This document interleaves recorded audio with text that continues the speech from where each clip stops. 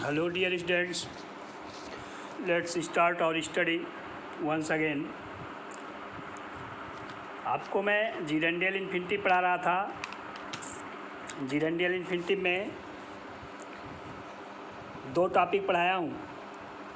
आज ये तीसरा टॉपिक है as an adjective modifying a noun. मतलब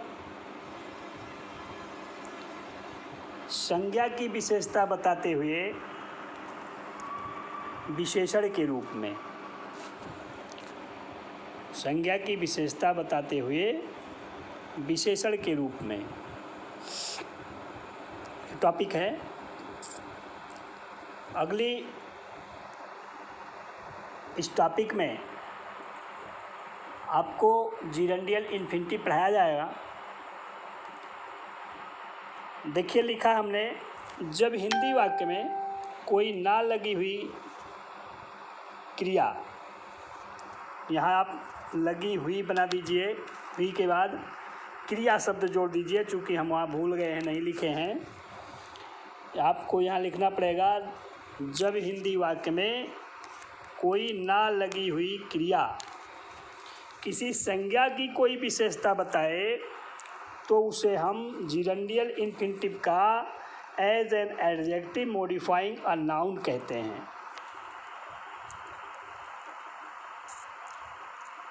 जब हिंदी वाक्य में कोई ना लगी हुई क्रिया किसी संज्ञा की विशेषता बताए, जैसे उदाहरण के लिए कहा जाए, बैठने की कुर्सी, रहने का घर,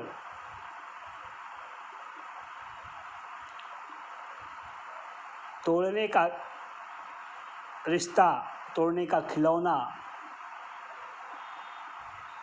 हल करने वाला सवाल, हल करने का सवाल,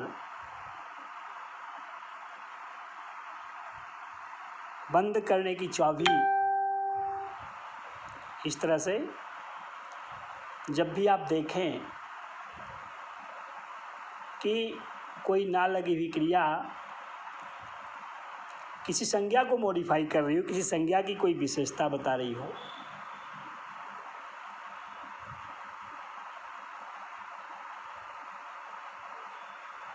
जैसे बोलने के लिए जवाब,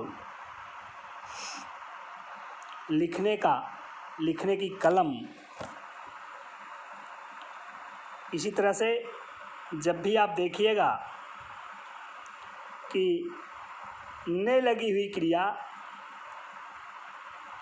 किसी संज्ञा को मॉडिफाई कर रही है, किसी संज्ञा की विशेषता बता रही है, तो आप समझिए कि वो जीरेंडियल इन्फिनिटिव का as an adjective modifying a noun है। ऐसे वाक्यों में पहचान देख लीजिए क्या लिखाया हूँ। ऐसे वाक्यों में ने लगी हुई क्रिया के तुरंत बाद का, की, के तथा कोई संज्ञा पाई जाती है। अब जैसे मैं उदाहरण आपको बताया, पढ़ने की किताब, लिखने की कलम, बर्बाद करने का समय, लुटाने का धन। इस प्रकार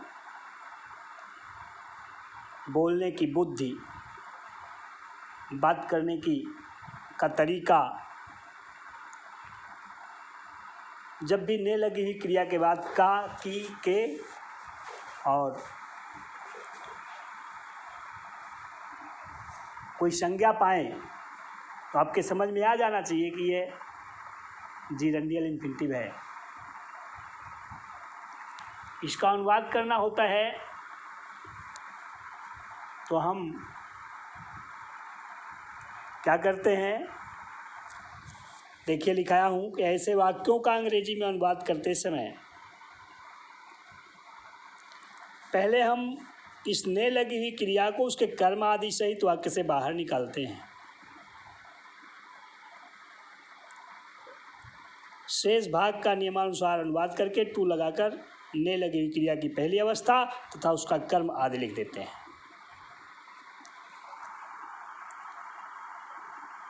मैं प्रतिदिन आपको ये बात बताता हूँ कि ट्रांसलेशन का नियम आप कठिन वाला नियम पढ़ रहे हैं कुछ। अभी तक जो टेंस आपको पढ़ाया गया, मॉडल पढ़ाया गया और चैप्टर्स पढ़ाए गए, उन सब में आपको प्लस प्लस करके नियम बताया गया कि ये करिए, ये करिए, ये करिए। लेकिन नॉन फाइनाइट में ऐसा कुछ नहीं बताया जाता है। नॉन फाइनाइट में ऐसा कहा जाता है कि ये ऐसा ऐसा कर दीजिए। करना पहले से ही बताया गया है। जैसे कोई वाक्य प्रेजेंट इंडेफिनिट का हो सकता है, तो कोई फ्यूचर कंटिन्यूअस का हो सकता है, तो कोई पास्ट परफेक्ट का हो सकता है। जिस टेंस का जैसा वाक्य रहेगा उसका अनुवाद ऐसे ही करना पड़ता है। सबसे पहले क्या करते हैं, ने लगी हुई क्रिया को उसके कर्म आदि सहित वाक्य से बाहर निकाल देते हैं। जो बचेगा, जिस टेंस का जैसा वाक्य रहेगा वैसा उसका अनुवाद करना पड़ता है। और अनुवाद करके जब वो पूरा हो जाता है वो भाग, तब टू लगा देते हैं। और टू लगाने के बाद ने लगी हुई क्रिया की पहली अवस्था और उससे संबंधित कर्म आदि को लिख दिया जाता है। जैसे एक वाक्य हमने लिखा है, वह पहनने के अपने कपड़ों को स्वयं धुलता है।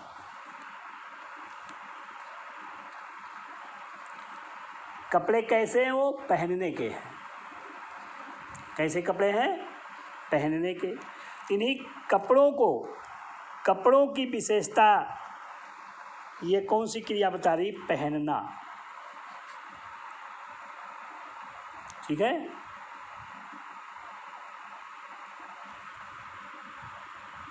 आपको बताया गया इसने लगी हुई क्रिया को वाक्य से बाहर निकालो, बचे हुए भाग का अनुवाद करो। तो बचेगा क्या? वह अपने कपड़ों को स्वयं धुलता है। प्रेजेंट इंडेफिनिट टेंस का वाक्य है। और आप लिखेंगे कि कर्ता मुख्य क्रिया की पहली अवस्था कर्म, किंतु यदि कर्ता एक वचन हो तो मुख्य क्रिया में SES अथवा IES जोड़ देते हैं। पहले हम कर्ता लिखेंगे, वह की अंग्रेजी ही, और ये देखो बेटा हिमसेल्फ स्वयं की अंग्रेजी है। ये एम्फेटिक प्रोनाउन है, कर्ता से बिल्कुल सटा हुआ रहता है। ये स्वयं की अंग्रेजी कर्ता के नंबर और जेंडर के अनुसार इसका उपयोग किया जाता है। चूँकि ये एक वचन पुल्लिंग है इसलिए हिमसेल्फ लगेगा। एक वचन स्त्रीलिंग होता तो हर सेल्फ लगता, बहुवचन होता तो देम सेल्फ्स लगता, बहुवचन या दे होता तो देम सेल्फ्स लगता, आई होता तो माई सेल्फ लगता स्वयं की अंग्रेजी, वी होता तो आवर सेल्फ्स लगता, यू होता तो योर सेल्फ लगता। एम्फेटिक केस है ये। और एम्फेटिक प्रोनाउन जो होता है वो कर्ता से बिल्कुल सटा हुआ रहता है। इसका मतलब होता है कि कर्ता स्वयं, हिमसेल्फ माने स्वयं, देम सेल्फ माने स्वयं, आवर सेल्फ माने स्वयं, हर सेल्फ माने स्वयं, सबके माने स्वयं होता है, लेकिन बस कर्ता के नंबर और जेंडर के अनुसार उपयोग किया जाता है। आपने कर्ता लिख दिया ही हिमसेल्फ। मुख्य क्रिया आपने लिखा वाश, धुलना की अंग्रेजी। और चूंकि ही कर्ता एक वचन है इसलिए इसमें वाश में ES जोड़ दिया, वॉशेस हो गया। ही हिमसेल्फ वॉशेस हिज क्लॉथेज। वह अपने कपड़ों को स्वयं धुलता है। वो कपड़े कैसे हैं? पहनने के हैं, पहनने के कपड़े हैं। ना लगी हुई क्रिया है। पहनना जो है वो इन कपड़ों को मॉडिफाई कर रही थी, इन्हीं के बगल टू लगा करके उसको लिख दिया to wear. He himself washes his clothes to wear. अगला वाक्य है, कुछ ग्रामीण भूलने की आदत की आलोचना किए।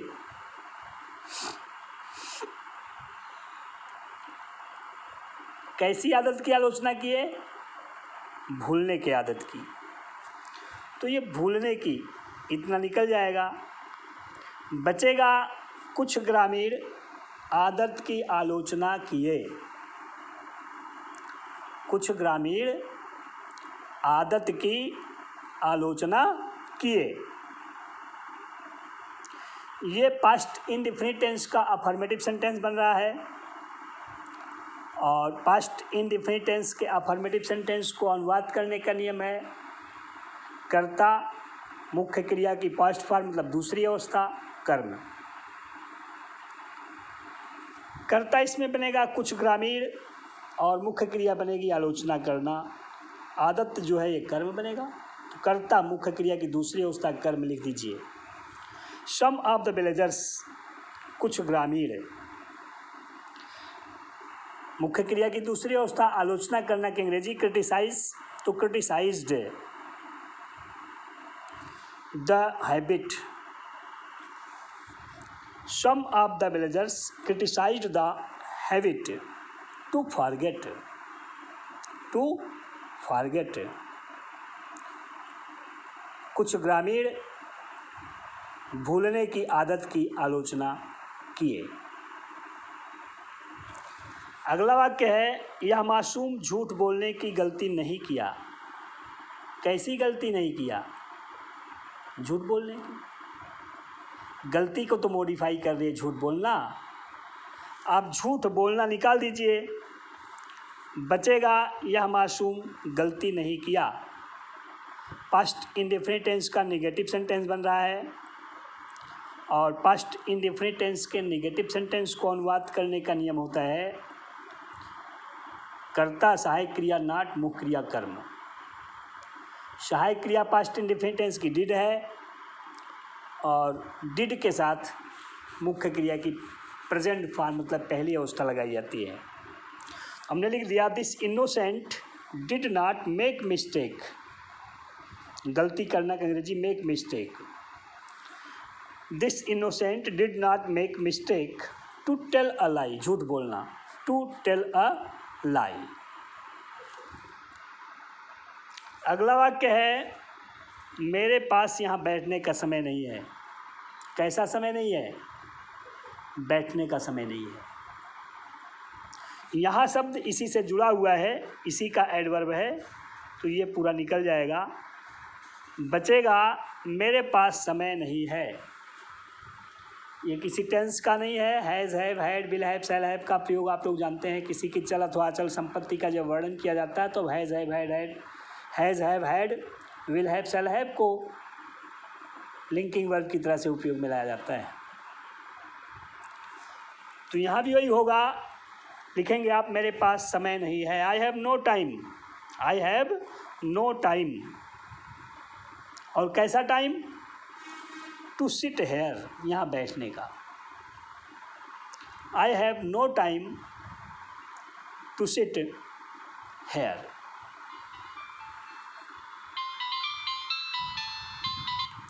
इस प्रकार ये हो गया I have no time to sit here, मेरे पास यहाँ बैठने का समय नहीं है।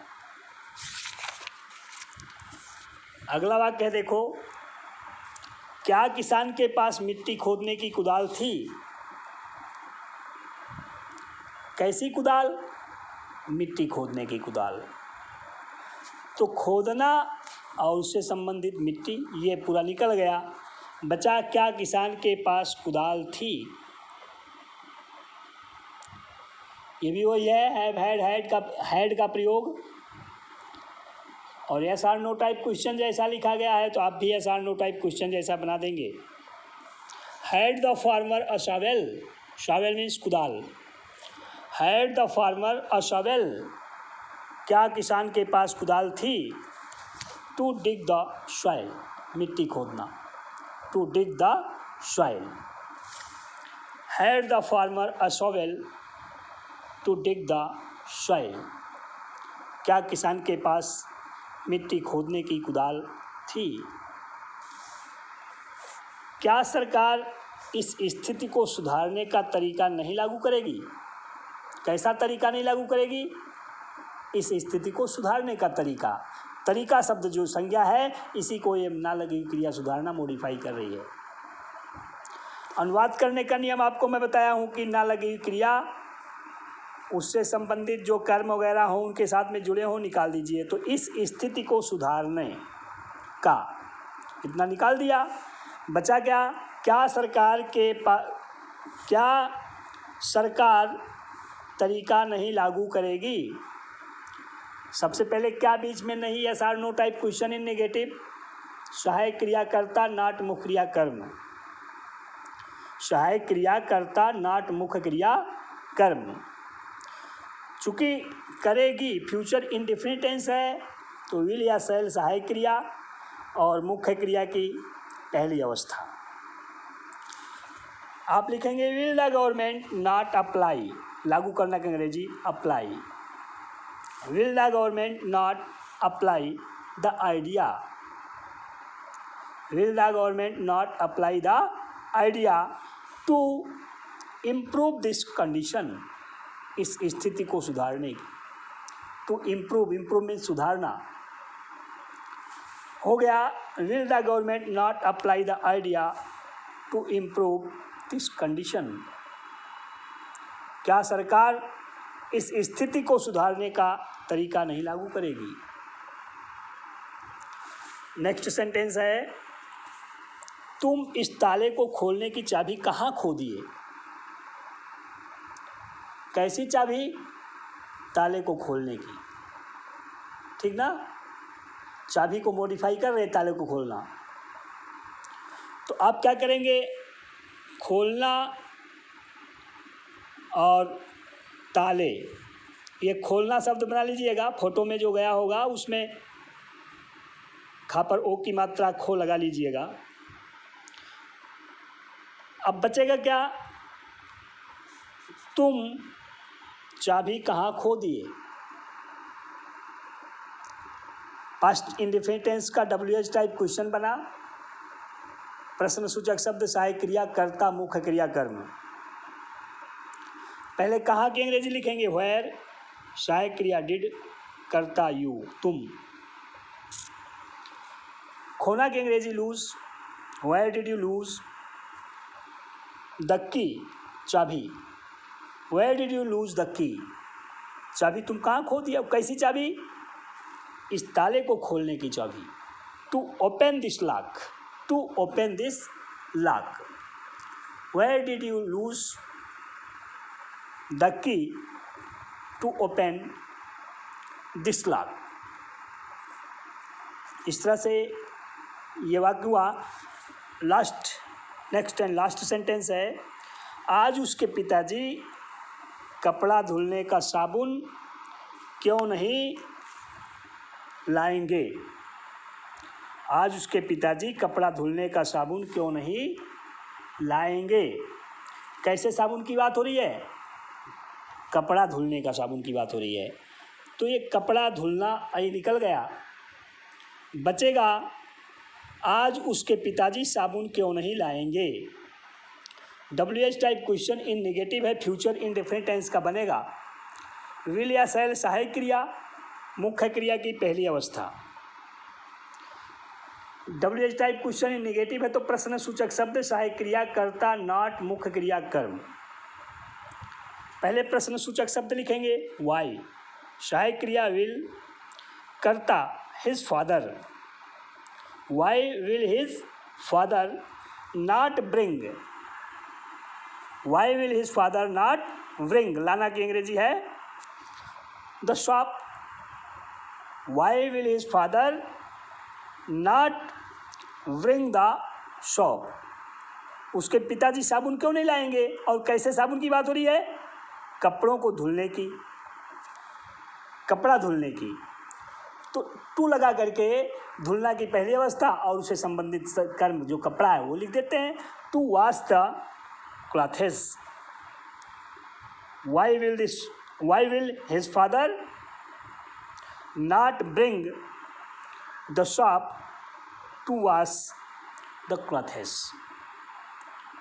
इसकी हिंदी हो गई कि आज उसके पिताजी कपड़ा धुलने का साबुन क्यों नहीं लाएंगे। इस तरह से बेटा जिरंडियल इन्फिनिटिव की 3 टॉपिक आपको मैं पढ़ा दिया। उसमें एक टॉपिक और होती है, लेकिन उसे पढ़ाया नहीं जाता है।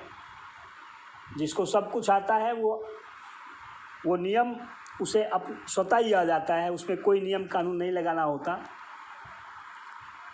जैसे आप लोग देखें कि क्रिया विशेषण को क्रिया विशेषण के रूप में काम करना, विशेषण के रूप में काम करना, कभी विशेषण की विशेषता बताए तो कभी संज्ञा की विशेषता बताए, उसी तरह से वो पूरे वाक्य को मॉडिफाई करता है। तो वो नियम आपको मैं मुश्किल है पढ़ाऊँगा नहीं। अब इन्फिनिटिव आपकी खत्म हो गई, सिंपल इन्फिनिटिव और जीरेंडियल इन्फिनिटिव। अब कल इसके बाद वाली वीडियो में आपको मैं जीरंड पढ़ाऊँगा। आप इसे तैयार करके रखिएगा, अपनी कॉपी में व्यवस्थित कर लीजिएगा। धन्यवाद।